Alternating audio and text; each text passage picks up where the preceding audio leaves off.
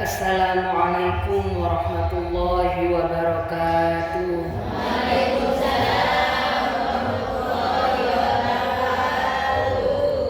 Bismillahirrahmanirrahim. Alhamdulillahi rabbil alamin. Allahumma sholli ala sayyidina Muhammad wa ala alihi wa ashabihi ajma'in.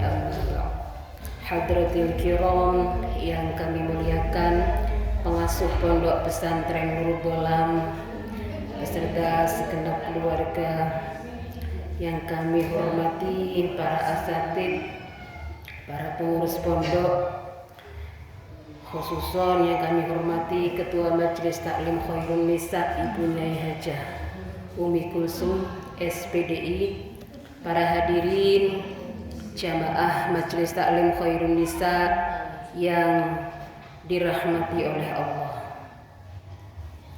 Marilah kita buka ngaji sore hari ini dengan bacaan Al-Fatihah. Semoga harapannya kita mendapatkan ilmu yang manfaat dan barokah. Kita senantiasa disibukkan beramal salihah. Kula sareng panjenengan diberikan rizki yang barokah, diberikan rizki yang melimpah, diberikan husnul khotimah ala hadhihi niyah, ala kulli niyatin shalihah wa ala ma nawa salafus shalih. Al-Fatihah. Billahi minasyaitonir rajim. Bismillahirrahmanirrahim. Alhamdulillahi rabbil alamin. Ar-Rahmanir Rahim. Maliki yaumiddin. Iyyaka na'budu wa iyyaka nasta'in. Ihdinas siratal mustaqim. Siratal ladzina an'amta 'alaihim ghairil maghdubi 'alaihim waladdallin. Rabbighfirli wa liwalidayya wa lil mu'minina ya Rabbal Alamin. Terangan ka emas sareng setong gelek mik nih. Enggak se pecah polana. Tak patih jelas. Tak enggak patih jelas ini soalnya. Iya. Kalau kurang jelas kan jenengan malah tidak dengar. Perkara yang di luar nggak mendengarkan biar kesini saya lagi. Ibu-ibu yang kami hormati,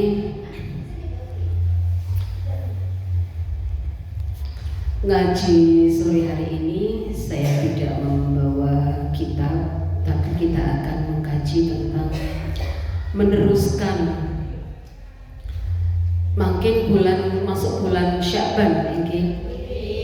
Sebelum Sya'ban mereka bulan makin Sya'ban tanggal senapa?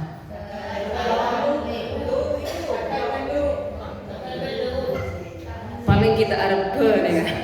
Wak kosan tanggal senapa?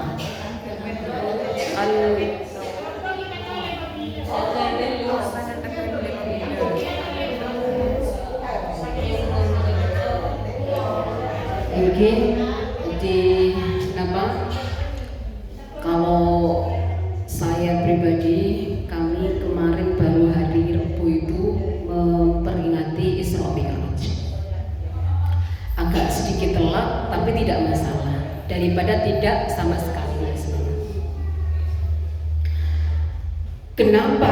Apa yang tersisa dari peristiwa Isra Mi'raj? Jenengan sudah sering mendengar ngaji tentang ini, Engki. Peristiwa apa yang terjadi di situ? Perjalanan Rasulullah dari Masjidil Haram ke Masjidil Aqsa sampai ke untuk menerima perintah. Ada sebagian orang mengatakan kalau Rejab Isra Mi'raj itu bulan ulang tahun sholat. Padahal bisa dikatakan iya, juga bisa dikatakan tidak. Ngain, mengingat-ingat bahwa kita ini sebagai hamba diperintahkan oleh Allah untuk menjalankan sholat. Itu poin utamanya. Kalau dikatakan ulang tahun ya bisa jadi iya. Kula sareng panjenengan ulang tahun. Engki pernah ulang tahun?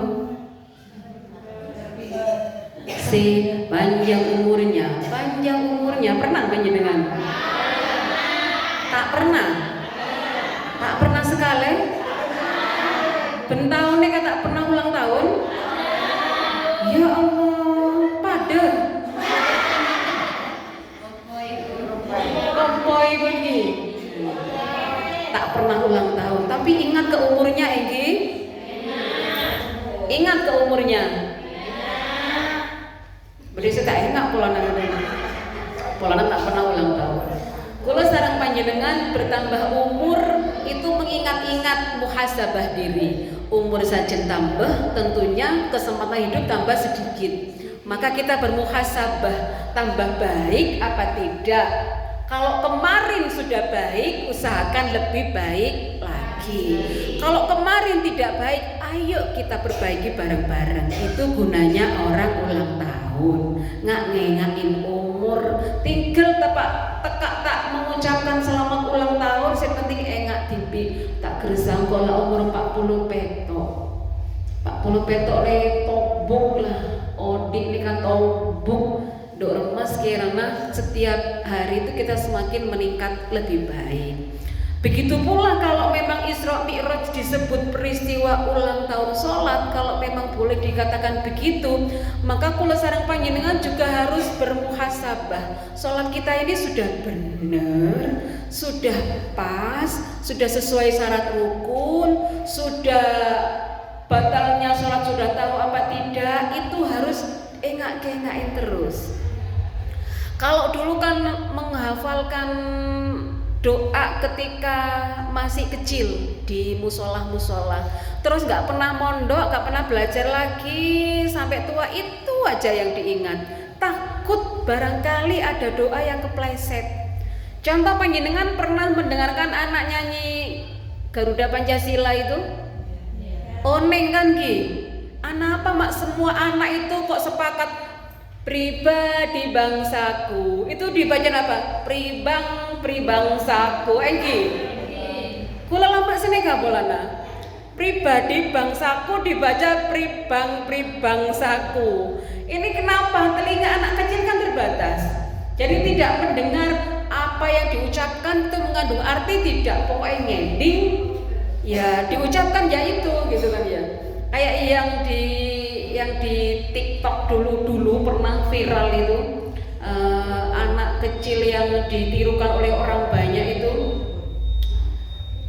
alay apa itu ya, itu ada anak kecil yang viral itu ya, kayak artis engak pipis katanya. Itu pendengarannya salah, tidak tepat, padahal yang bener kan karena alay kayak artis dibilang dia kayak pipis begitu, karena pendengarnya nggak pas. Mungkin kalau sareng panjenengan juga pernah ada bacaan yang seperti itu. Ayo kita koreksi, panjenengan belajar lagi, sudah bener ikut majelis taklim, seragamnya baru, cantik. Kalau seragamnya baru maka hatinya juga harus baru, pikirannya baru, diperbarui terus, semakin baik. Saya ngomong bukan karena saya sudah baik Bu, sama terus berusaha bagaimana sekiranya lebih baik lagi. Termasuk sholat, bacaan, momen Isra Mi'raj itu bagaimana kita bermuhasabah diri, kita senantiasa menjadi hamba yang ketika menjalankan sholat bukan karena kewajiban saja, tapi karena kebutuhan kita untuk dekat kepada Gusti Allah. Kalau ingin dekat ke Gusti Allah maka perbaiki sholatnya, baik dari segi bacaan, dari gerakan, dari syarat rukunnya. Contoh mungkin yang agak luput tadi agak saya dengar bacaan Fatihahnya Enggi. Panjenengan kalau sholat selama ini cepet apa sedang apa pelan? Seperti apa bacaan sedangnya? Bismillahirrahmanirrahim. Alhamdulillahirabbil alamin. Arrahmanirrahim. Maliki yaumiddin. إياك نعبد وإياك نستعين اهدنا الصراط المستقيم صراط الذين أنعمت عليهم غير المغضوب عليهم ولا الضالين. Ini termasuk sedang. Seperti ini atau lebih cepat lagi? Lebih cepat lagi. Enggak napa? Bismillahirrahmanirrahim. Alhamdulillahirabbil alamin. Arrahmanirrahim. Senega. Kalau enggak jamaah. Kalau jamaah ikut imam. Bismillahirrahmanirrahim. Alhamdulillahirabbil alamin. Arrahmanirrahim. Senega. Panjenengan membaca pelan, membaca cepet pada beri tak napa tak salah kortep misalnya kalau pelan terbiasa Bismillahirrahmanirrahim Alhamdulillahirabbil alamin Arrahmanirrahim. Wakofnya jelas kan Gi? Ketika wakaf kita harus bernafas. Enggi. Bismillahirrahmanirrahim. Alhamdulillahirabbil alamin. Arrahmanirrahim. Maliki yaumiddin. Setiap wakaf kita harus bernafas. Itu cara baca yang benar. Bukan digandeng. Bismillahirrahmanirrahim. Alhamdulillahirabbil alamin. Arrahmanirrahim. Maliki yaumiddin. Iyyaka na'budu wa iyyaka nasta'in. Ihdinas siratal mustaqim. Siratal ladzina an'amta 'alaihim ghairil maghdubi 'alaihim waladdallin. Seperti itu?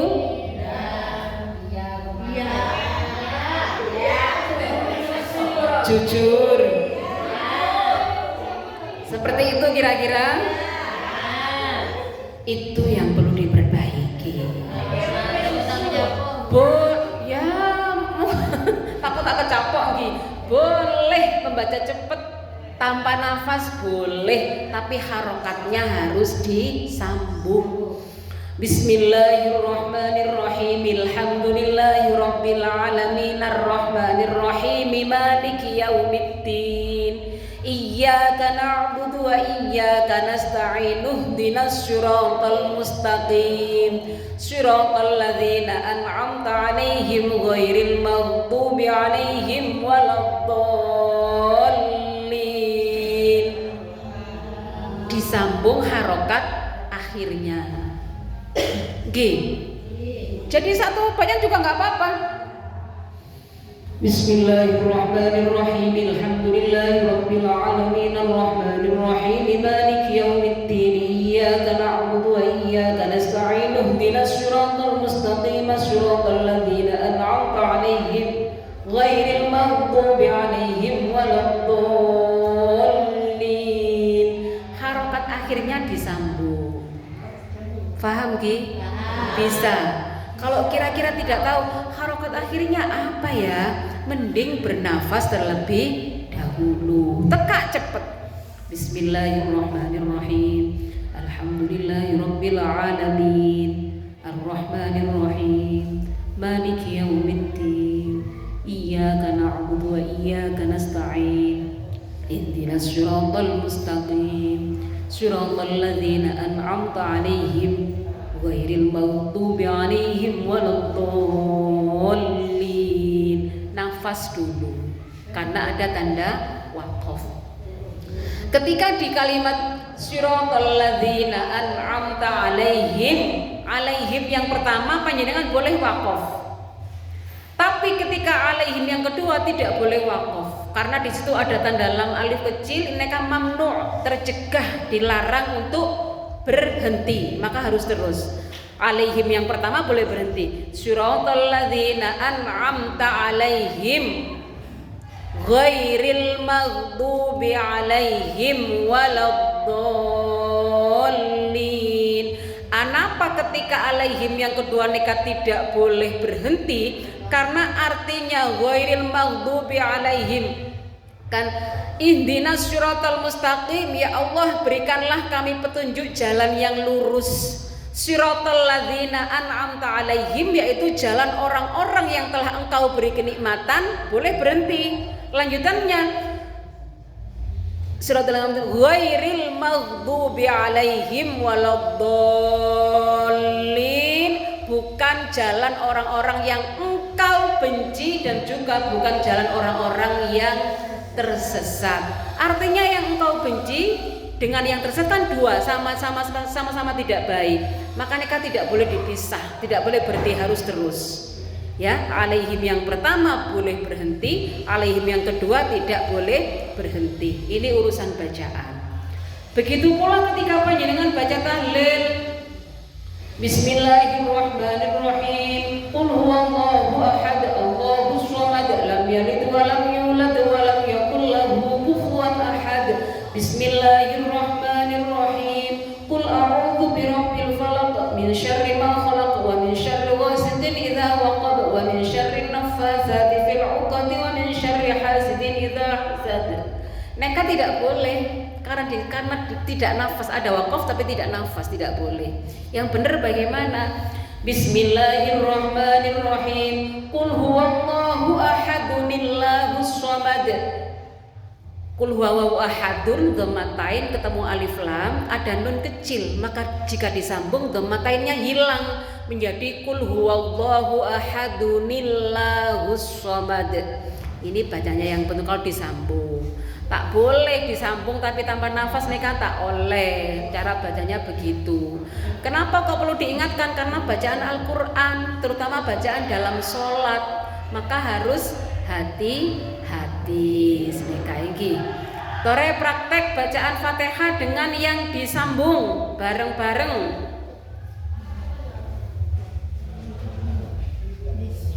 Bismillahirrahmanirrahim. Alhamdulillahi rabbil alamin arrahmanirrahim. Berhenti Bu. Maliki yaumiddin, iyyaka na'budu wa iyyaka nasta'in. Ihdinas siratal mustaqim, siratal ladzina an'amta 'alaihim ghairil maghdubi 'alaihim waladdallin. Amin. Kalau wakaf ya wakaf satu-satu. Bismillahirrahmanirrahim. Allahu akbar kabira fil alamin innaka hamidum majid. Setelah doa iftitah itu ya, terus baca Fatihah. Bismillahirrahmanirrahim. Alhamdulillahirabbil alamin arrahmanirrahim. Maliki yaumiddin, iyyaka na'budu wa iyyaka nasta'in. Ihdinas siratal mustaqim, siratal ladzina an'amta 'alaihim ghairil maghdubi 'alaihim waladdallin. Panjenengan berhenti 6 kali tidak apa-apa, berhenti cuma 2 kali tidak apa-apa, berhenti 3 kali tidak apa-apa. Dengan catatan ketika tidak berhenti maka harokatnya harus diikutkan, disambung dengan bacaan berikutnya. Kalau mau memilih berhenti 7 kali maka harus bernafas dulu satu-satu, jangan disambung, digeratak. Seperti ketika ngaji Yasin bareng. Bismillahirrahmanirrahim. Yasin wal Qur'anil Hakim, innaka laminal mursalin ala siratim mustaqim. Neka ada wakafnya, nafas dulu. Bismillahirrahmanirrahim. Yasin wal Qur'anil Hakim, innaka laminal mursalin ala siratim mustaqim. Tanzilal Azizir Rahim, ada nafasnya. Yang susah kadang saya kalau mimpin bacaan Yasin sambung menyambung menjadi satu. Sat sambung nafas sekali tak ngos-ngosan sebenarnya. Jadi kalau dibiasakan setiap ayat berhenti bernafas dulu, berhenti bernafas dulu. Ini kan nyaman tak ngos-ngosan sebenarnya. Ngemaji membaca Al-Qur'an mereka cuma 2 kuncinya. Cuma 2. Wakaf ketika berhenti dengan tidak itu loh, Bu, nggih. Ada banyak macam wakaf, kili, swili, jim, ada mim, ada lam. Ada yang jim itu tandanya boleh berhenti, boleh tidak. Tili al-waqaful ula, wakaf berhenti lebih baik. Swili al-wasalul ula, terus lebih baik. Terus ada lam kecil neka mamnu dilarang berhenti. Mim kecil lazim wajib berhenti. Kalau yang tanda jim, qaf lam ataupun terus sod lam, penjenengan nggak masalah berhenti atau tidak, nggak masalah. Yang harus diingat-ingat hanya lam kecil dengan mem kecil. Mem yang ke samping, Bu. Mem yang ke samping, bukan mem yang ke bawah. Kalau mem yang ke bawah itu biasanya tanda bacaan iklab. Non mati ketemu ba atau mem mati ketemu mem, itu tanda mem kecil ke bawah. Tapi kalau mem ke samping ini itu wakaf lazim. Ketika ada tanda mem kecil seperti itu wajib berhenti. Kalau ada lam kecil harus terus. Itu sudah kuncinya. Nggak usah ngengain selain ruwet. Pelengen labinya urusan odi mak ngurusi tanda wakaf susah gitu misalnya. 2 itu aja nggak kengain. Itu sudah cukup sebenarnya Kakak Ruwahi. Tapi kalau ada lam kecil, lam alif di roksu ayat yang ada tanda 1, 2 buntir itu ya, di atasnya ada lam alif itu tidak apa-apa berhenti. Loh katanya kalau lam alif itu harus terus. Iya kalau ada di tengah-tengah ayat. Kalau ada di roksu ayat boleh berhenti. Terus tidak apa-apa, berhenti juga tidak apa-apa. Kalau ada di roksu ayat, ada di pokok ayat, di ujung ayat yang ada tanda di bunderan itu, di bunderan nomor ayat nomor 5, nomor 6 ada lam alif kecil itu tidak apa-apa berhenti karena ada di akhir ayat. Tapi kalau di tengah-tengah ayat harus terus. Cuma itu saja, 2 itu saja kuncinya. Pegang 2 itu saja. Tanda wakaf dalam bacaan Al-Qur'an. Ini kan cukup pun. Misalnya kalau harus mengingat yang lain agak kesusahan, ya cukup yang 2 itu saja. Ini. Itu tadi tentang bacaan sholat. Jadi memang kita tidak boleh berhenti untuk belajar. Terus selanjutnya, jadi difahami masih ingatkan ya takbiratul ihram, Fatihah, tasyahud, sholawat, salam. Ini rukun qauli dalam sholat yang harus kita baca dengan benar, yang harus kita ucapkan dengan suara yang keras, dengan suara yang terdengar minimal oleh telinga kita sendiri. Itu termasuk sarana untuk memperbaiki sholat. Kenapa sih Bu? Kemarin saya mengantarkan praktek manasik haji itu ya, ternyata dilihat itu banyak yang gerakannya pun itu kurang tepat. Cara menutup auratnya masih belum tahu, gerakannya masih banyak yang belum tahu. Itu mau pergi haji. Jadi besok ini saya diajak oleh Pak Kepala KUA untuk mengisi itu, untuk memperbaiki itu, harusnya nyium. Tapi karena memang ada sesuatu hal yang tidak bisa disiapkan, akhirnya saya yang diminta untuk menemani Pak Kepala. Oke siap, karena saya anak buahnya Pak Kepala, saya harus manut tahunya Kepala. Siap, meskipun saya belum haji seperti nyium nggak apa-apa. Niru-niru ilmunya nyium saya siap. Jadi besok saya diajak untuk ke Gubri ngisi jamaah yang paling banyak di sana tentang memperbaiki fikihnya seperti ini. Karena emang kita harus sering belajar, tidak ada waktu untuk berhenti belajar, harus terus belajar. Sholatnya diperhatikan, termasuk anak-anak kita Bu nggih, panjenengan Kemarin saya dulu yang ngisi binwin di Pujer, saya tanyakan, di Tenggarang saya tanyakan sholatnya bagaimana. Ternyata dari 30 peserta hanya 3 orang yang sholatnya penuh 5 waktu. Kemarin, Senin kemarin ini, berapa hari yang lalu Senin ini, di Uringin saya ngisi bimbingan perkawinan. Ketika saya tanya mau punya anak seperti apa, pengen punya anak yang soleh. Tanda orang soleh kan dia sholatnya bagus kan Ki. Kenapa ukurannya sholat? Karena sholat itu ibadah yang wajib bagi semua kalangan, semua tingkatan, semua unsur, semua jenis orang.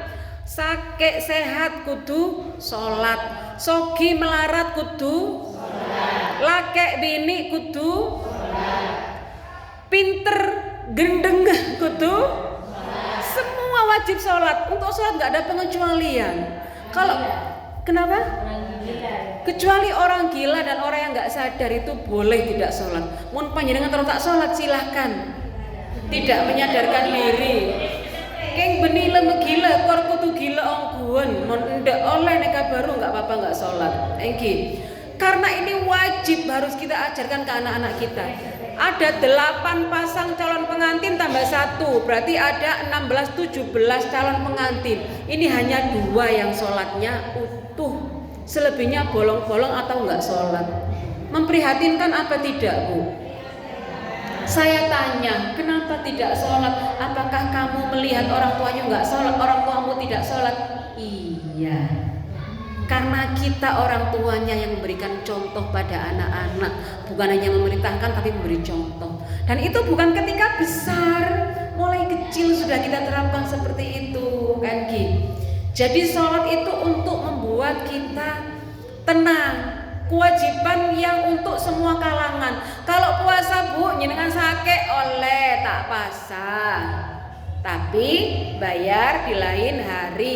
Kalau masih ada kemungkinan untuk sembuh. Kalau kira-kira sakitnya nggak akan sembuh, menurut dokter nggak kira sembuh ini, terus tambah parah, nggak apa-apa, tak nyerah. Tidak nyerah utang puasa nggak apa-apa. Orang bepergian boleh membatalkan puasa, tapi kalau sholat meskipun bepergian, sholat tetap kudu. Apa boleh gun aperlo, apa boleh gunlong nolong ngisi aperlo. Alasan bajunya najis, engkau mari rapora, takok najis tak sholat, alasan tidak sholat. Itu alasannya dibuat-buat saya kira. Mungkin rakora, air rakora itu tidak akan najis kalau cara kora-koranya benar. Tidak akan najis, Bu. Kalau hanya kecipratan sedikit itu tidak masalah. Termasuk air yang kecipratan kayak hujan, musim hujan gini, seperti keciprat tapi bekasnya nggak ada, maka itu masih boleh buat sholat. Jangan disimpulkan, oh kok tak sholat tak suci, kan syaratnya kudu suci, matanya bisa lenan. Kan Ki, cereng kadang nggak beri ke Surabaya ke Sukolilo cuma sehari aja niat kok bawa salinan, maklum fotonya berubah-ubah biar kostumnya berganti-ganti. Saya lageng salin, saya tak lageng tidak salin. Apalagi hanya kalau untuk sholat harus lebih diprioritaskan. Saya katakan gini, kenapa sih kok kita diperintahkan untuk melanggengkan sholat? Jangan sampai meninggalkan sholat. Gede apa jadi Gusti Allah tak perlu. Jenengan sholat atau enggak ini Gusti Allah enggak butuh. Yang butuh malah kita. Kita ini bersyukur diberi nodi. Ki. Jadi kalau Gusti Allah itu innal insana khuliqa halu'a. Sesungguhnya manusia itu diciptakan berkeluh kesah lagi kikir. Nek kabeh teka menungsa. Asli. Jadi panjenengan pun ki segut asro, ki segut cerek, berarti panjenengan manusia asli. Ongguan, duh lesah, tandik kula larang, telek cik benyaken, tengkah cik benyaken, asro ki, pantes jenengan manusia ki. Kecuali kalau sudah bukan manusia, tak kira asro. Duh cik mana ya kun ngak ria sekakanan 70.000 kebeli beras oleh 7 kilo. Mari marengakan ki ngruweng asro. Karena panjenengan ki menungsa, saya juga begitu, bukan panjenengan tok, saya juga begitu kadang. Maci manah. Misalnya disuruh amal, dikasih contoh itu loh kadang itu meski ki ruwet, ki melarat. Kenapa? Karena kita masih manusia. Disebut di Al-Qur'an innal insana khuliqa halu'a. Sesungguhnya manusia itu diciptakan berkeluh kesah lagi kikir. Itu sifat asli manusia. Asli, pakai slot Bu, asli. Tak palsu asli ya Bu. Idza massahu syarru jazua. Apabila menimpa kejelekan baginya, maka dia berkeluh kesah. Sakit asro. Endi otang asro. Lake tak lemole asro. Anak tak kening belein. Belenje korang. Ngaji abid. Zikir tak remare. Jamaah ci abid asro kabeh. Ini kita sebagai manusia. Idza massahu syarru jazua. Jika ditimpa kejelekannya ka asro. Jeneka. Wa idza surah anyabet ya lanjengna. Leso. Jika kita manusia Bu, pada kula ki asro melolo. Wa idza massahul khairu manu'a. Apabila diberikan kebaikan, dia mencegah untuk berbuat baik. Dia kikir. Oleh rezeki banyak, soro sedekah kikir mikir enjek kok ki tero melek lambi. Enjek kok ki tero melek selok. Engkok ki tero melek gelang. Ki tero melek kalung. Ki jadi kula kadang pendet Bu, mangken neka Asyura tore seperti tahun-tahun sebelumnya kita mengumpulkan sebagian rezeki kita untuk diberikan kepada anak yatim. Acara nggak neka jamiah kula jamiah yasinan karo lho Bu, jombo. Kan simpenan modelah. Panjenengan kan nyimpen. Kalau mau nyimpen 100 bolehlah disumbangkan berapa? 50 nggak apa-apa, seikhlasnya. Ternyata apa Bu?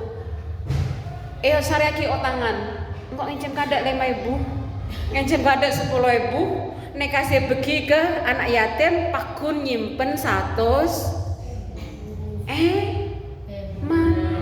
Setahun napa iki kirim?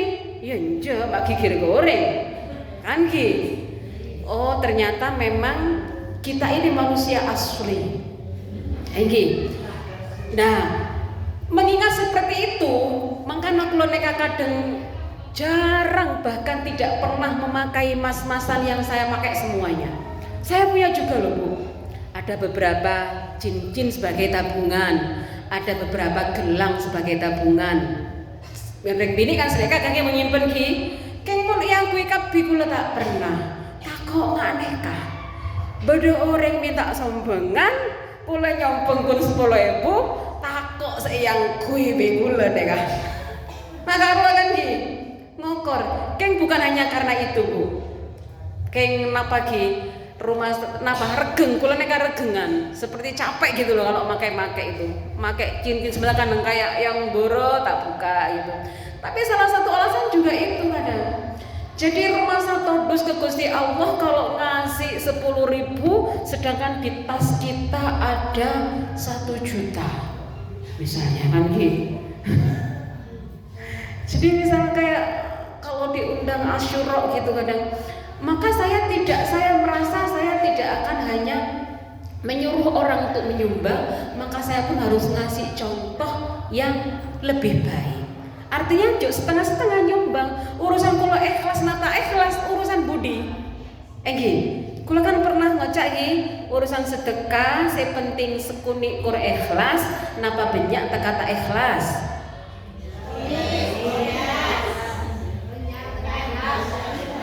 Sing gak emah, mele, sing ngocak sekunik kur ikhlas, angkat tangan. Sekunik kur ikhlas. 1, 2, 3, 4, 5, 6, 7. Berarti 8. Berarti sisanya banyak tekak tak ikhlas lagi. Nanti kalau nyumbang orang tekak tak ikhlas korbannya tak napa. Deki tak terima Bu, terima tak terima urusan Gusti Allah. Kan gitu.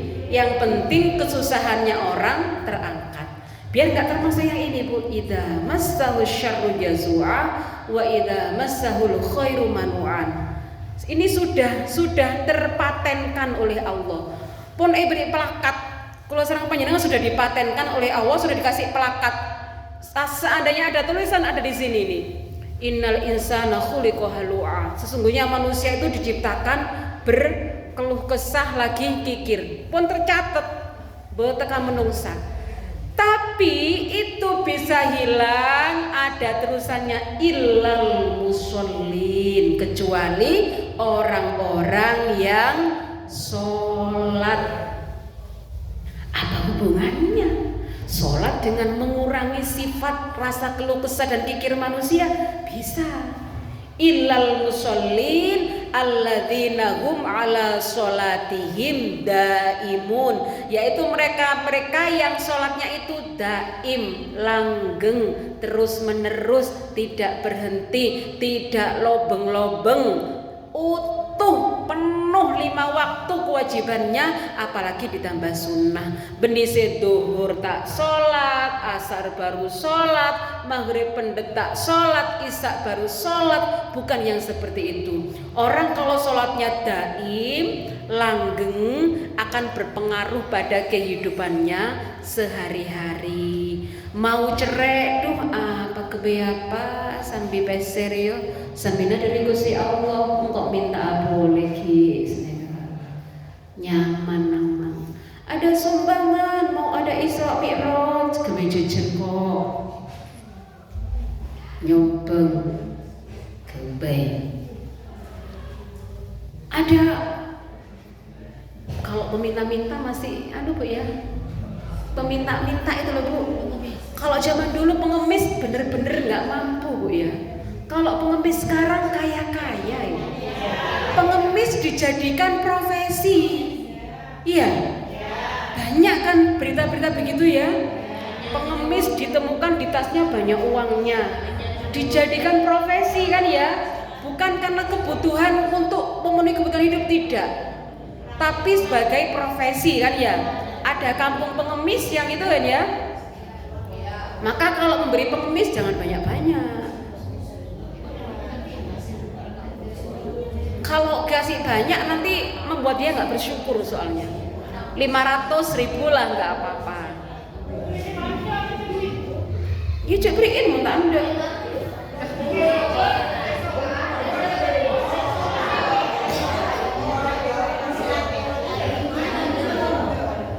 Iya, kadang kan ada yang dikasih beras jago nggak mau gitu ya. Nggak mau. Lah itu karena memang sebagai profesi mereka kan gitu. Gustav di Maisan itu pernah menyampaikan kalau memberi kepada pengemis jangan banyak-banyak. Alasannya apa? Kula abri 10.000 misalnya. Nekak Pak, dulu rezeki rajer ya. Pas ketemu Mbak ibri 500, duh nyamanan segi guru. Ibri 10, kan mengurangi ini kan, membuat dia tidak bersyukur akhirnya. Maka nggak usah banyak-banyak senika karuan. Jadi kalau saya pribadi, saya lebih senang membeli dagangannya orang. Saya beli, saya nggak nawar. Ada orang menjajakan apa, ada di tempat jauh menjajakan, mending itu saya beli daripada memberi orang meminta-minta. Bayangkan orang minta-minta, Bu, minta 1.000. Satu tempat di pengajian misalnya ya, itu dapat berapa dia? Iya kalau dia berhenti setelah itu, tapi kalau sebagai profesi kan seleka. Jadi terserah panjenengan, pilihan di panjenengan. Mau ngasih monggo, tidak ngasih yo ya nggak apa-apa, terserah gitu kan ya. Tapi nggak usah banyak-banyak gitu kan. Tapi lain dengan apa? Memang orang-orang yang membutuhkan. Di rumah saya itu tiap hari didatangi oleh anak yang memang berkebutuhan khusus.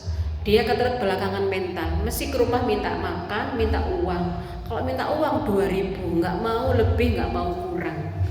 Jadi saya selalu sedia uang 2.000-an di rumah, tak boleh kosong. Kalau si imam minta, jangan pernah ditolak. Karena emang dia benar-benar butuh. Orang berkebutuhan, orang mentalnya terganggu gitu loh. Tapi masih mengenali orang. Bukan karena orang sebagai profesi. Jadi saya bilang ke anak, ke ibu saya, jangan sampai dia kembali kalau minta. Karena dia butuh. Minta makan pun begitu. Ndik nase, ndik pesayu, ndik. Jawabannya mesti ndik. Karena kalau nggak punya 2.000-an, beri lempar ibu, ndak, oh iya dia. Harus tanyakan dulu. Namanya orang tak pati besak kan gitu. Tak pati kena gitu. Jadi kita harus mengikuti kemauannya sebenarnya. Minta daerah beri daerah. Dalam rangka itu, dalam rangka kita menjadi pribadi yang benar-benar apa? Bersyukur sebenarnya. Boleh, haknya panjenengan mau ngasih apa tidak, hak panjenengan itu pilihan. Tapi kalau memang pada orang-orang yang membutuhkan, lah masa yang setahun sekali saja loh ke anak yatim, masa ki eman-eman. Kan mending tadi itu benyak, tekak, tak ikhlas. Sekuni kor ikhlas neka jargon lama pon buang. Tapi mau sekut bu. Hah? Mau sekut. Mungkin di anak apa? Mana anu kan sering bu di pasar. Tadi boni kan tak ada. Oh, engki orang minta-minta kan? Maksud saya yang anak yatim itu loh. Anak yatim yang asura itu loh. Maksud saya itu. Kalau orang minta-minta tadi itu saya sampaikan 1.500 nggak apa-apa. Kasih 500, 1.000, nggak dikasih juga nggak apa-apa. Sekut benar ya. Kecuali yang kasus saya si imam itu, yang tetangga saya itu, memang bisa sehari minta 3 kali, 2.000 minta makan. Emang nggak boleh, saya jangan sampai menolak. Kalau dia minta, bersyukur bukan keluarga kita yang diberikan, yang dijadikan orang seperti dia. Itu bentuk syukur. Duh, wah bu, tak usah deh iya. Malah kau minta usah ngomong gitu, kasih saya gitu pokoknya. Jadi dalam rangka bersyukur gitu. Jadi mon kale berempat 2.000 seare, 6.000 seare, kale 30, tak usah hitung-hitung deh ya Gusti Allah nggak hitung-hitung ngasih kita. Kenapa kita harus hitung-hitung ngasih ke orang kan gitu? Toh cuma 6.000. Kita yang dapat berapa sehari kan banyakan. Kalau mikir seperti itu tenang. Bukan pas ada yang polong kan setahun lumayan kok bisa melehan. Tak usah sebenarnya. Gentinya masih banyak. Lah biar kita termasuk yang ini tadi. Maklai bedo oleh nah sholat. Kita menjadi pribadi yang lebih baik lagi. Ya diukur tadi itu. Mundring minta-minta, kadang nggak saya kasih. Sebuah orang lah. Tiap bulan, 1 bulan, sebulan tuh kita pakai amplop, anak yatim. Iya. Nggak apa-apa kalau mampu silakan. Tiap bulan. Nggak apa-apa. Sama istrinya, sama dadang, sama istrinya. Cuma kita kadang harus peka ya Bu ya. Apa istilahnya? Orang Indonesia itu kadang terlalu mudah terenyuh, iya. Beda loh antara kasihan dengan mengasihi itu kan ya. Kalau kita mudah kasihan, itu akan mendatangkan apa ya? Nilai negatif bagi orang. Tapi kalau mengasihi lain. Kita jangan terlalu gampang, wah iya ya kasihan. Kayak kasus yang barusan rame itu loh Bu, yang Gus Miftah dihujat oleh orang banyak kan ya, karena penjual es teh itu ya, rame kan dia. Padahal itu digoreng oleh orang-orang yang memang dari kalangan tertentu. Kita lihat saja. Yang memberikan sumbangan kepada Bapak Teh itu siapa? Ya orang-orang minhum ingin menjatuhkan Gus Miftah yang kebetulan kader NU. Kebetulan orang-orang An-Nahdliyah begitu ya. Begitu dianggap ada kesalahan, digoreng, semua orang seperti sepakat ikut-ikutan menghujat. Terlepas dari beliau cara pidatonya mungkin dianggap salah, itu cara beliau kan ya.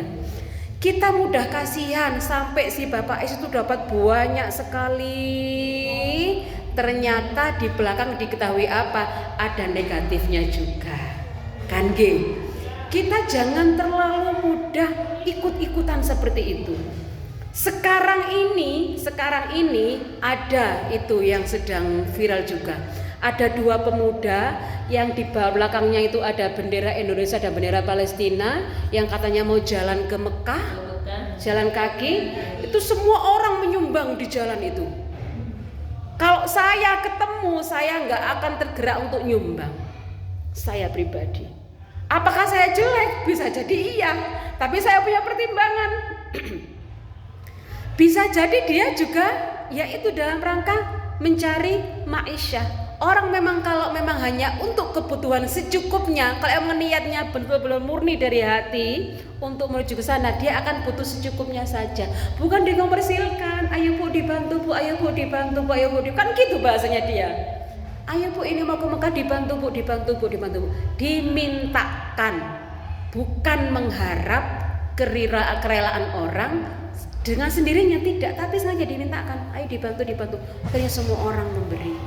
Semua orang terenyuh. Kita lihat penampilannya, jalan berhari-hari yang katanya berhari-hari, nggak ada lusuh-lusuhnya sedikit pun. Sepatunya bagus terus, bajunya bagus terus. Gak bagus bagaimana uangnya banyak? Kan ini, kita jangan mudah gumun, jangan mudah terpengaruh. Oh hebat dia mau ke Mekah jalan kaki, ayo. Saya termasuk bukan orang yang mudah gumun seperti itu. Mending kalau saya punya, saya kasih tetangga saya lebih jelas-jelas membutuhkan. Itu sampai saya, ya Allah benerkah seperti ini? Benerkah? Ya pilih yang dingin mau ngasih silahkan. Tapi kalau saya tidak mau, dikomersilkan begitu kan ya. Jadi ada anak santri Pondok Nurul Jadid, saya kenal anaknya, dulu pernah KKN desa saya. Karena lulus dia niat jalan dari pondok pulang ke Perajekan lewat Besuki terus ke timur, bukan lewat arah Karak, lewat sana. Itu aja di tengah jalan dia putus aja, jalan sepatu sandalnya di tengah jalan sudah putus, yang capek lah, yang apalah, itu baru di Nurul Jadid ke Perajekan.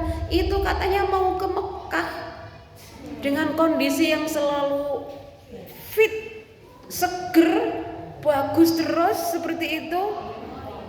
Lah kita jangan mudah gumun. Dulu pernah juga ada mengaku siapa? Joko Tingkir, seorang wali, ini jalan kemana-mana, dia ini fisabilillah, dia ini Ibnu Sabil, orang banyak nyumbang. Ternyata ada yang membuntuti, kalau sedang tidak disuting dia naik bis, bukan jalan kaki. Lah itu siaran langsung terus kan, live terus dibuntuti. Si yang jalan dibuntuti dengan ya kan memang gitu kan, apa algoritma TikTok kalau sudah buka sekali kan muncul terus kan ya.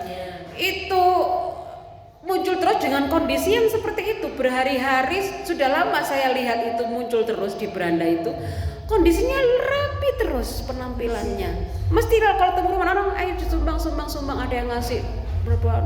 Semoga barokah, semoga kita semuanya doanya Orang kalau jualan agama kan laris ya. Dibalut dengan agama itu semua orang gampang kepencet itu loh. Nggih. Jenengan juga boleh. Misalnya bener enggak yang diomongkan oleh Bu Nur itu?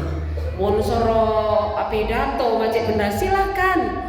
Kalau jenengan ada sesuatu kurang kan alhamdulillah ya Allah, aib-aib saya masih Engkau tutupi ya Allah, sehingga orang-orang masih mau mendengarkan apa yang saya sampaikan. Alhamdulillah Gusti Allah, saya juga punya aib, punya kesalahan. Alhamdulillah Gusti Allah masih menutupi, masih didengar oleh orang. Coba kalau dibuka, paling tak kira purun panjenengan enggak mangke. Kurang apa caca belolo, apa periksa. Takut seneka Kak Ruah kan gitu. Seperti itu pula kita jangan mudah gumun. Mari kita niati ngaji. Jangan dilihat siapa yang menyampaikan. Siapapun yang menyampaikan selama itu baik, mari kita ngaji bersama. Saya pun niat begitu. Bukan berarti saya baik, Bu. Saya banyak kesalahannya. Cuma alhamdulillah Gusti Allah masih menutupi gitu saja. Oke. Jadi kayak kemarin saya di penjara itu, di lapas. Bu, bagaimana? Saya ini punya anak di luar nikah. Orangnya bertato. Saya punya anak di luar nikah. Hukumnya bagaimana nanti kalau menikah? Itu bagi orang yang suka melihat kejelekan orang, hah? Bisa aja langsung gitu kan ya. Kalau menemukan hal-hal gitu itu saya langsung pasang wajah netral. Kita jangan mudah menjustis orang bahwa kamu jelek, kamu sesat, tidak boleh. Begitu ada orang yang seperti dalam sekilas orang, berarti langsung pasang wajah netral. Baik ketemu orang yang secara fisik nggak baik misalnya, itu kadang orang bicara sengseng misalnya, langsung tertawa atau apa, itu sangat menyinggung perasaan orang. Maka kalau kita ketemu orang-orang gitu tuh langsung pasang wajah netral. Jangan pasang wajah yang seakan-akan mengejek atau kamu berdosa, kamu nggak boleh. Langsung pasang wajah netral. Memang harus dari hati kayak gitu, Bu. Kayak orang tertawa loh, Bu. Orang tertawa gini. Orang kalau sungguh-sungguh dari hatinya, begitu tertawa gini tuh, ini ikut mengkerut ini matanya ini. Menyipit, mengkerut, itu betul-betul tertawa dari hati. Tapi kalau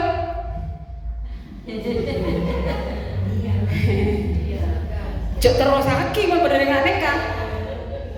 neka pun tak ikhlas lah jambian yingke pun. Tapi kalau baru tertawa sungguh dari hati itu pasti mengikuti ini. Mata itu meskipun sudah perawatan sampai nggak ada kerutan, pakai skincare yang mahal, nggak ada kerutannya, wis perawatan lah Bun. Tapi kalau tertawa dari hati, terikut tertawa itu matanya menyipit, ada kerutannya timbul, itu tertawanya ikhlas itu. Tapi kalau tak berubah ini, itu amati Bu. Wah tak kena terus akhirnya, ambu jangan terus lagi, bebelis orang ambian, orang pun benci nih kamu, torain pun ambian. Seperti itu. Jadi kalau ketemu orang yang aneh menurut pandangan umum, jangan langsung menyetel wajah yang atau apa, jangan. Bu, bagaimana statusnya saya punya anak di luar nikah, nanti kalau menikah bagaimana? Berarti kalau punya anak di luar nikah harus pakai wali hakim. Saya ini hamilnya dengan si A, Bu, tapi yang menikahi saya si B. Meskipun jenengan nikah dengan si A tetap tidak boleh. Karena kalau hamil di luar nikah itu walinya harus wali hakim.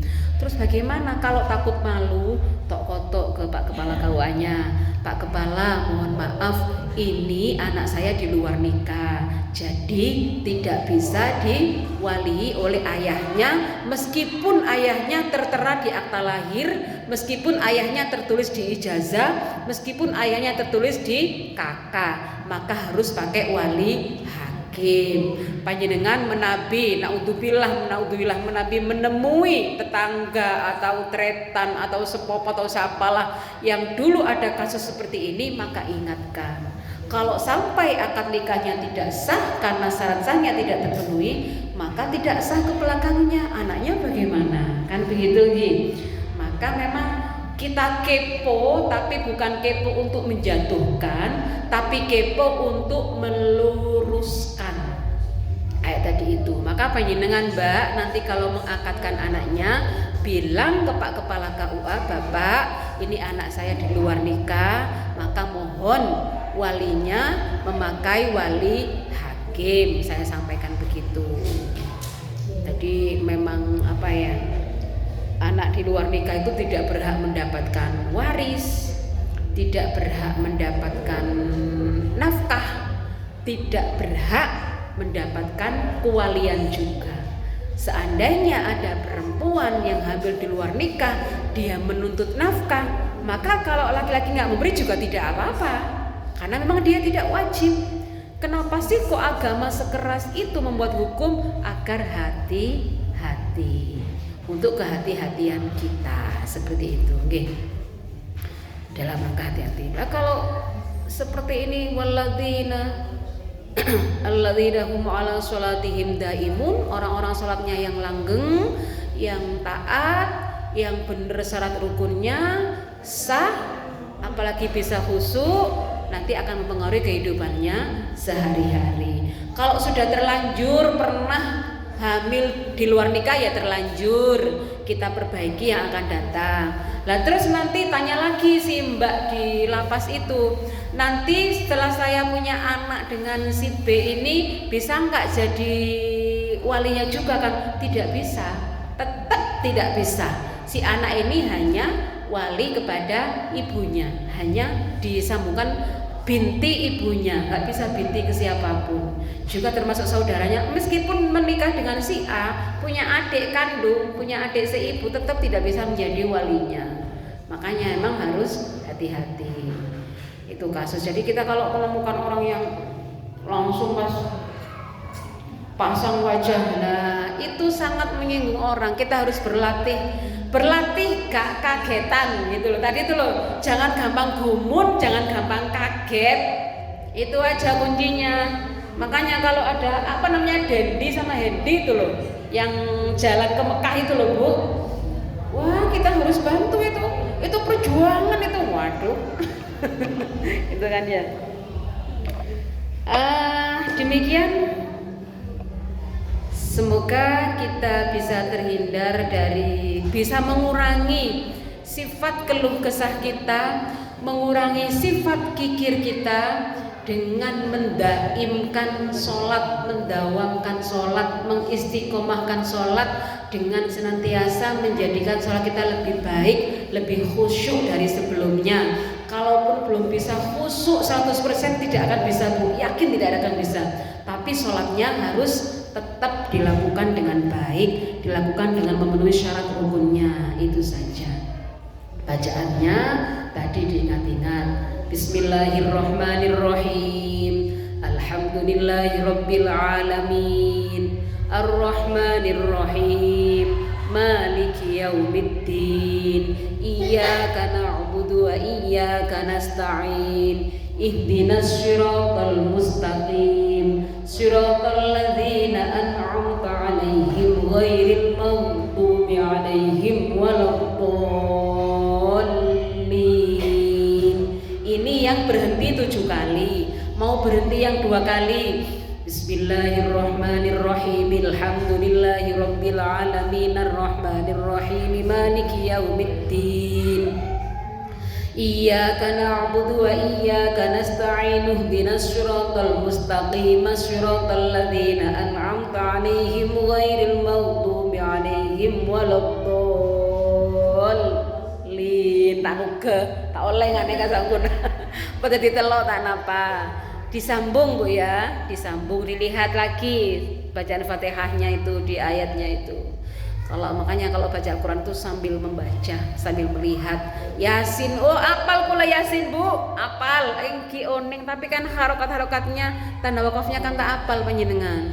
Kula kita apal juga pada, makanya saya selalu membaca teks, tidak pernah ngawang membaca teks. Padahal kalau baca bareng kan mesti apal ya, tapi saya baca teks dalam rangka melihat tanda wakafnya tadi itu. Itu bacaannya, okay? Diperbaiki.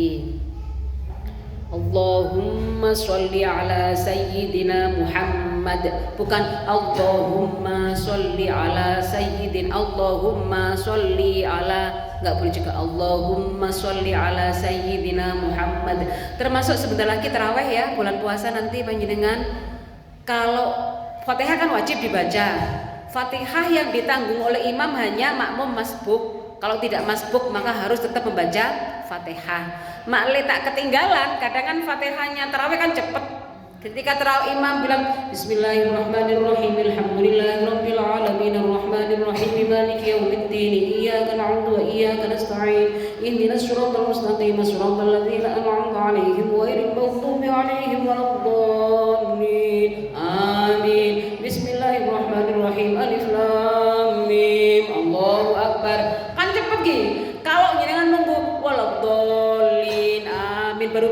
Bismillahirrahmanirrahim. Tak kira nutut. Takut tidak nutut nerok buntek be. Nerok buntek imam. Imam bismillahirrahmanirrahim. Bismillahirrahmanirrahim. Alhamdulillah. Nerok buntek. Nek malah nutut bolana. Fatihahnya. Itu cara menyiasati sholat kita biar sah sesuai syarat rukunnya terpenuhi, rukun qauli terpenuhi, rukun fi'li terpenuhi, sholatnya bagus, sholatnya daim, istiqomah, maka kita terhindar menjadi orang yang berkeluh kesah dan kikir. Amin Allahumma amin. Mudah-mudahan kula sareng panjenengan dijadikan hamba Allah yang istiqomah. Al-Fatihah. A'udzubillahi minasyaitonir rajim. Bismillahirrahmanirrahim. Alhamdulillahirabbil alamin. Ihdinas siratal mustaqim. Ihdinas siratal mustaqim wallahul muwaffiq ila aqwamit thoriq. Wassalamualaikum warahmatullahi wabarakatuh.